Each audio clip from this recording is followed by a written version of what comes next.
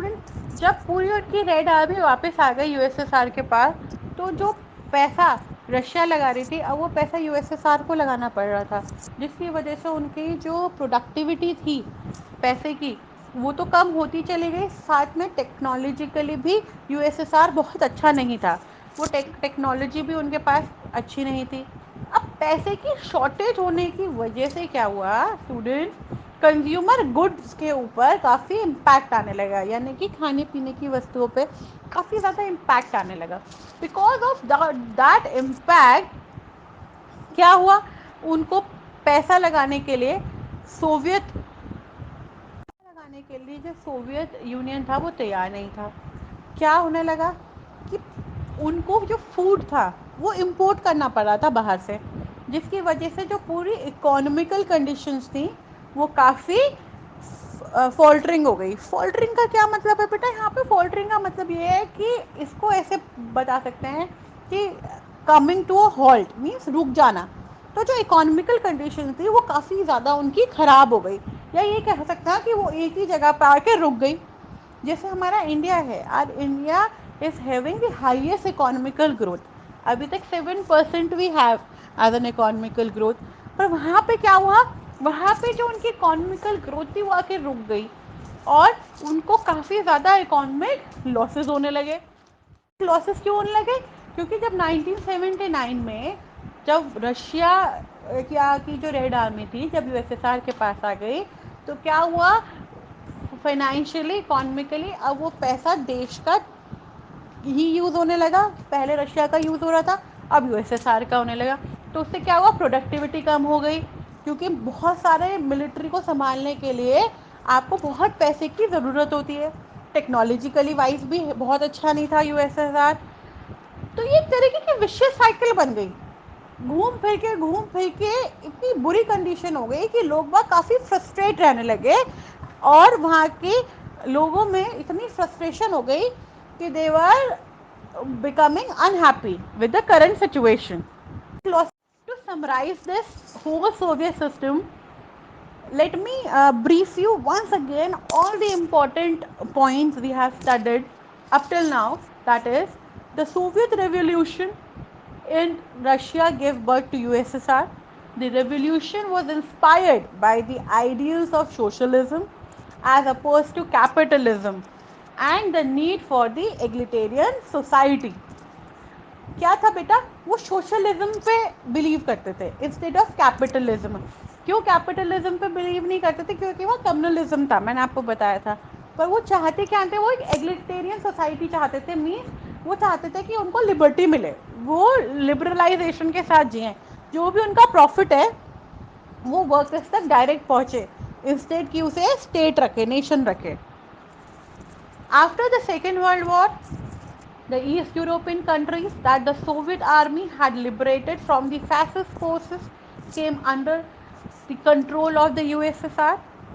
This group of countries was called the Second World or the Socialist Bloc.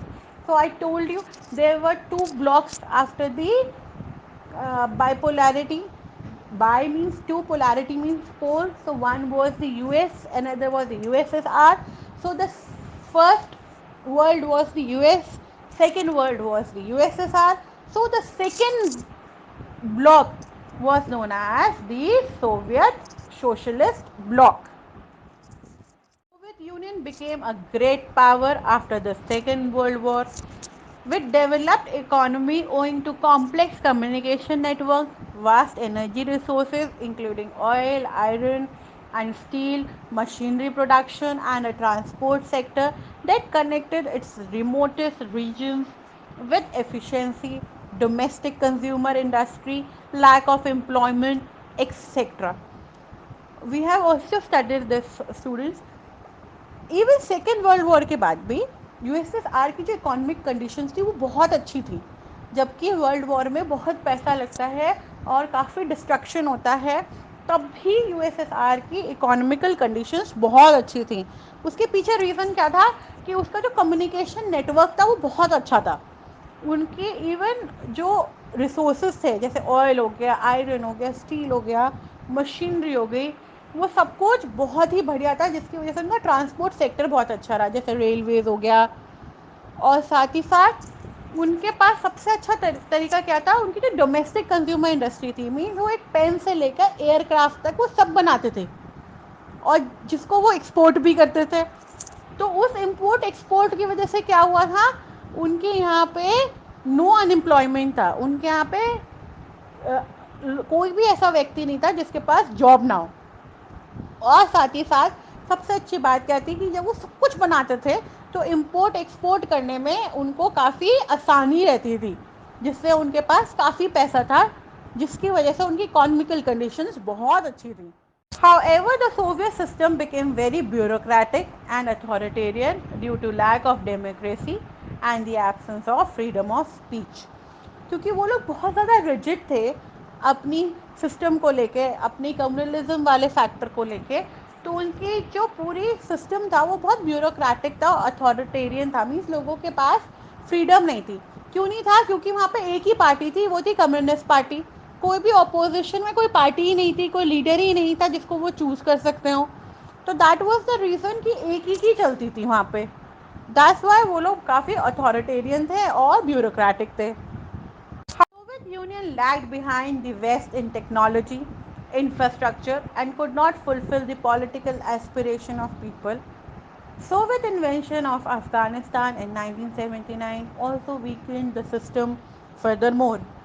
Soviet system के साथ सबसे बड़ी problem क्या रही यूनियन के पास, कि उनके पास टेक्नोलॉजी नहीं थी उतनी अच्छी जितनी वेस्ट रीजन्स में थी, जैसे जर्मनी में थी। उसके पीछे कारण क्या था कि उनके पास इंफ्रास्ट्रक्चर की कमी थी। उनके पास बाकी सब चीज़ें थी, पर वो टेक्नोलॉजी में काफ़ी पीछे थे। और साथ ही साथ क्या हुआ था, अफ़गानिस्तान के साथ भी वो वॉर हार गए थे, तो जिसकी वजह से जो लोगों में फ्रस्ट्रेशन लेवल था वो काफ़ी ज़्यादा बढ़ता चला गया था। दैट वॉज द रीज़न कि ये सिस्टम ज़्यादा टाइम चल नहीं पाया। सो स्टूडेंट, सोवियत सिस्टम में इतना ही था। आई होप आपको ये पूरा टॉपिक अच्छे से क्लियर हो गया होगा।